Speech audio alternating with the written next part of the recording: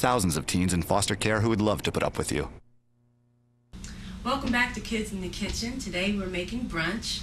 If you have been here, you've seen us make fried potatoes, fried apples, a flat omelet, and some oven-fried chicken. So now we're going to finish up with homemade waffles.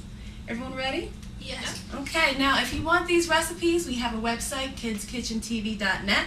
Please check us out, get the recipes, and we're going to do waffles now. Ready? Alright, so the waffle making process is kind of a three-part process, so we're each going to take turns.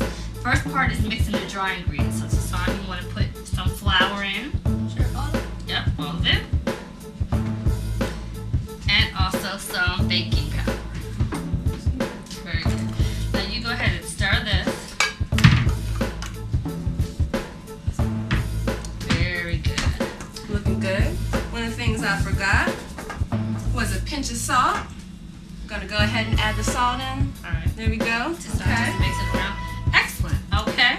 Now Mike is going to work with you on the wet ingredients. Okay. So what? And while you guys do that, I'm going to start plating up our food from earlier. Okay, great. Thanks, Sheila. You're welcome. So our wet ingredients today are egg yolks. Right? Want to pour that in? Well, I'll pour it in. I'm sorry. I stole your thunder. We're doing a half a cup of melted butter. Good. And then we have a mixture. We have a cup of half and half, and then we have a 3/4 of a cup of milk. I'm just trying to add a little bit of body to our waffles. Now, if you like crunchy waffles, you can add a little bit more butter, and that'll give it a little crunch. If you want your waffles to be a little bit more soft, decrease the amount of butter. Tuson's going to do the honors of mixing that out with the whisk, like he did. Okay, so while he's mixing that up, you're probably wondering what this foam on the table is, and this is egg whites. Tuson, Sheila, and I have been taking turns using our arms of steel to whisk these egg whites until we have what they call hard peaks. That mixture's looking pretty good, so if you can pour the wet ingredients into the dry for me. I'll take this. Looking good. And then if you can just go ahead and slowly mix the batter. Now you don't have to mix it till it's smooth. Hold your hand, one hand on the bowl. So it's okay if it's a little lumpy. You just want to combine the ingredients.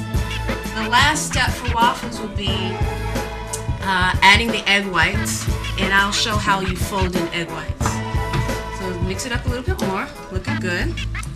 Okay, give it one couple more good stirs. There you go. Mix this part up there. Yeah, there you go. Excellent. Okay, so now, using the spatula, can we change places? You go, there we go. Using the spatula, I'm going to scoop in the egg whites, right? And then, very slowly, fold in the egg whites.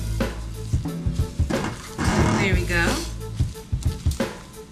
And you'll see the batter that was once kind of heavy is now becoming a little bit softer. There we go. Excellent. Sheila, can you do me a favor and get me a little bit more milk? Sure. Okay. Excellent. We want this to be a little bit light. You want waffles to be light. And this is looking a little bit thick to me. I want to thin it up. Just going to eyeball a little bit more milk. But don't stir, fold. So you want to take it from the, hold on a second. Let me show you real quick, Tuson. Okay, you want to take it from the sides and the bottom like that. Sides and bottom like that. Okay? There you go. My stomach is rumbling. I can't wait till we eat. I know, exactly. I feel the exact same way. So, during the break, what we did is that we turned our waffle iron on. We're going to spray it down with some Pam, and then we'll start adding our batter. Now it's about 3/4 to a cup of batter that we'll be putting in the waffle iron. You may have to play around with it depending upon what type of waffle iron you have, and you want to be careful not to let it cook over the sides. Okay, that's looking pretty good. Looking pretty good right there. Going to spray it down a little bit. Now, please do not judge me by my waffle iron. This is a very old waffle iron, but it's seasoned. What does seasoned mean? It means that I've been using it for years, but it cooks very well. Stuff doesn't stick to it. Okay, so Not quite that much. Ooh. Let's pay attention. Let's see. Can I do the first one? Mm-hmm. Okay. First one. Now sometimes the first one you may need to throw out. Ooh, that's still a little bit thick. So this will be exciting. There we go. Okay. Now while we're doing that, we're going to start bringing out the food that we've been making all this time. Okay. Well, it's already plated up, Micah. Why don't you grab the potatoes, apples, and the chicken while Tuson and I put some of this stuff in the sink. Okay. Looking pretty good. Yeah, I think our apples cooked up really great. They have a great caramel glaze, so you can see they look absolutely perfect. And our potatoes look, I mean, they're restaurant quality. I mean, they've got peppers and onions and all kinds of stuff. Now, we have to get our frittata. Let's get the frittata. Be careful, it's a little hot. Yeah, let me get you a hot plate to stick that on. Okay. Excellent. I see you restless over there, Tuson.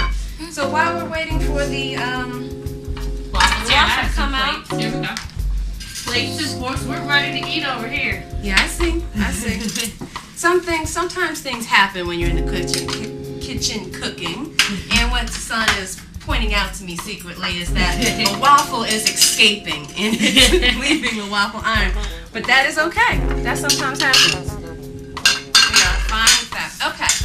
So, we're going to go ahead and cut this.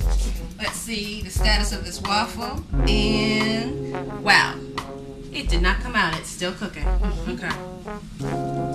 So, let me go ahead and cut it. Wonderful, Mike. So now I see you're working with our cake cutter, really. So that's well, it makes it a little bit easier to cut. And we can do small pieces. I know you don't like a lot of eggs, so I'm going to give you a little teeny tiny piece. Now, we used about 8 eggs in the omelet today. You could use more if you like. We just decided we wanted it not to be too thick. So using the same pan, if we had wanted it to be a little bit thicker, what we would have done is use some more eggs. Or you can also use a smaller pan if you want like a deep omelet. Okay, so why don't we just start digging in, everybody, as I'm spooning out. That stuff looks absolutely perfect. I'm so excited. Let me get it started. Cut the pieces a little bit too big because that's okay. My stomach can take it off. Okay, so what we have here, of course, is our home-style breakfast. We're waiting for that waffle to finish up, and we're going to start tasting our food. Sounds good? So, do you think you can do this at home, Tuson? Yes. Okay, so if you were going to make breakfast, what would you have cooked? If you came here today and we said, what do you want to cook for breakfast, what would you have said? Chicken. Potatoes. Some potatoes. Okay, so we basically have you down.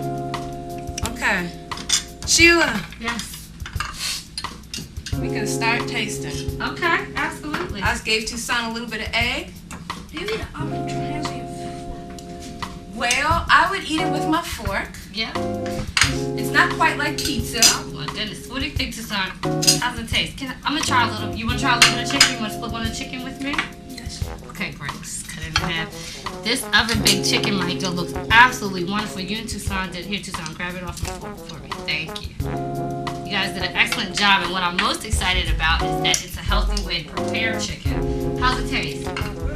Real good? Excellent. That's all we need. Well, thank you for joining us for another episode of Kids in the Kitchen. Tuson, you did a wonderful job today. Yeah, I hope you come back and see us real soon. Next time you come, maybe we'll make whatever your next favorite food is. But for myself, Maika, Tuson, we're Kids in the Kitchen. Check us out, kidsinthekitchentv.net. Thanks so much, and have a great one.